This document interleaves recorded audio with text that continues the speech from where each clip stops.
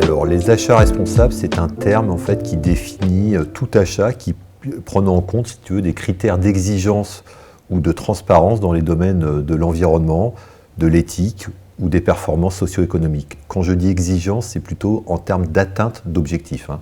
Et après, toutes les sociétés en fait peuvent prendre en compte effectivement cette notion d'achat responsable. On entend aussi parler d'achat durable. Comment nous on s'inscrit dans la dynamique d'achat responsable? Il faut savoir que dans les achats responsables, il y a plusieurs volets. Il y a un volet environnement, donc qui peut tourner autour de la performance énergétique, la réduction des gaz à effet de serre, de la préservation des ressources, hein, de l'eau, des matières premières et ainsi de suite, sur lequel nous on peut intervenir un petit peu sur la partie effectivement recyclage ou la préservation des ressources, voilà.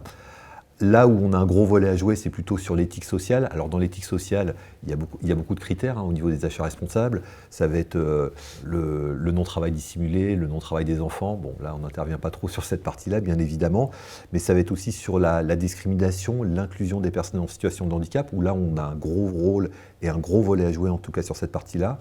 Et puis après, il y a des critères économiques, bien évidemment, dans les achats responsables, avec la qualité des produits, le coût, les délais, où là, on peut jouer aussi un rôle de complétude, en fait, pour certains clients, où on intervient dans certains volets, où il y a des choses qui doivent être contrôlées, si tu veux, derrière.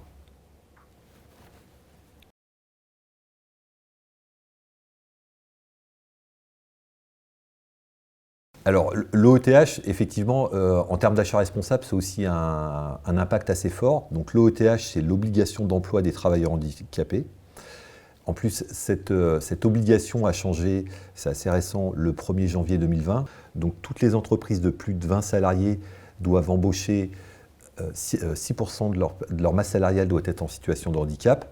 Et donc, dans le critère des achats, le secteur du travail protégé adapté, donc les entreprises adaptées et les ESAT, en fait, jouent un rôle assez important pour que les entreprises puissent remplir leur obligation d'emploi de travailleurs handicapés. Et là, du coup, ça prend tout son sens par rapport effectivement aux achats responsables. Sur la partie GME, alors GME, la définition, c'est le groupement momentané d'entreprises. Il existe plusieurs types de groupements. C'est une notion assez récente, hein. C'était plutôt utilisé dans le BTP pour qu'effectivement plusieurs corps de métier puissent s'associer pour remplir un seul besoin. Je dirais que sur des demandes trop importantes, qui ont des périmètres en tout cas trop importantes pour être traitées uniquement par le secteur adapté, ça permet effectivement au secteur adapté de travailler main dans la main avec le secteur ordinaire et de répondre à un besoin unique d'un client.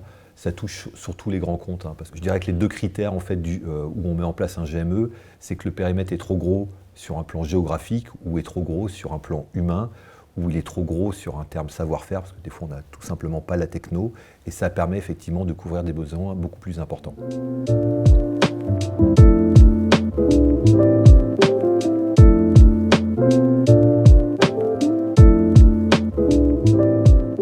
Notre champ d'action tourne principalement autour du handicap, mais pas que, hein. Il y a aussi des histoires à raconter. C'est toujours assez intéressant d'embarquer des acheteurs qui sont souvent assez éloignés de ces considérations-là, qui sont plutôt sur les critères environnementaux ou sur les critères économiques, de les ramener et de les réembarquer sur des critères autour de l'éthique sociale. Et effectivement, le handicap, c'est un volet. Il y a des vrais gens souvent qui sont en face et c'est intéressant de réembarquer les achats et leur donneur d'ordre souvent, c'est les métiers au sein des sociétés, avec la possibilité effectivement d'intégrer des personnes en situation de handicap. Et pour le coup, c'est plutôt des valeurs. Alors c'est parfois, il est vrai, assez éloigné des critères qui sont souvent économiques, mais pour autant, il ne faut pas oublier la partie sociale. Et il y a toujours des belles histoires à raconter avec des gens en situation de handicap, où ils peuvent intervenir sur des périmètres où on ne les attend pas forcément.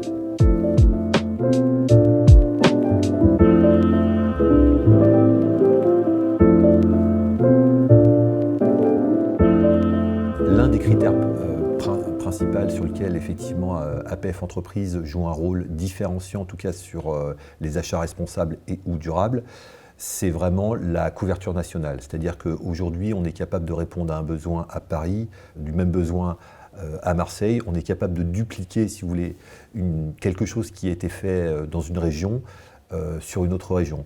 L'aspect de territorialité est très important, souvent demandé en tout cas et exigé pour le coup par les clients. Donc c'est important de pouvoir couvrir ça. Deuxième volet qui est assez important aussi, APF Entreprises est capable de couvrir en fait une multitude de métiers. On n'est pas verticalisé sur un métier. L'ADN de l'association et d'APF Entreprises fait qu'on couvre vraiment une large gamme de métiers. Et ça, dans le secteur adapté ou protégé, c'est assez singulier. Pour moi, l'un des critères qui pourrait être très important à citer sur cette partie-là, c'est effectivement que toutes les entreprises adaptées d'APF Entreprises se sont lancées dans le référentiel ISO 26000. L'ISO 26000, c'est le référentiel RSE, responsabilité sociétale et environnementale, dans lequel les achats responsables s'inscrivent également. Et c'est pour ça que, pour le coup, c'est une valeur qui est portée en interne par APF Entreprises. On a déjà un référentiel, en tout cas, par rapport à ça. Et de l'autre côté, quand on a des acheteurs qui sont intéressés, en tout cas, sur la démarche des achats responsables, ça fait tout à fait sens par rapport au pilier RSE que porte effectivement APF Entreprises.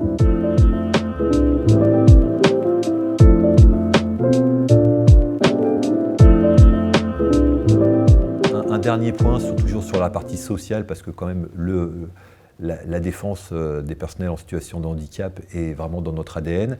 C'est-à-dire que nous, on essaye en plus de couvrir tous les besoins à travers tous les dispositifs. Donc que ce soit en prestation de services, que ce soit en faisant travailler des personnels directement dans nos ateliers. Et puis maintenant, on arrive aussi sur la partie intérim, puisque dans l'OETH, dans la réforme, il y avait eu le CD de tremplin qui est arrivé et il y a la partie intérim. Alors tout ça, c'est un peu technique, mais maintenant, il y a de l'intérim spécifique pour le handicap et on essaye également de se développer dans cette partie-là pour pouvoir couvrir l'ensemble des besoins et des exigences des clients en fonction effectivement du périmètre, du projet qu'ils ont, de pouvoir répondre à tous les besoins.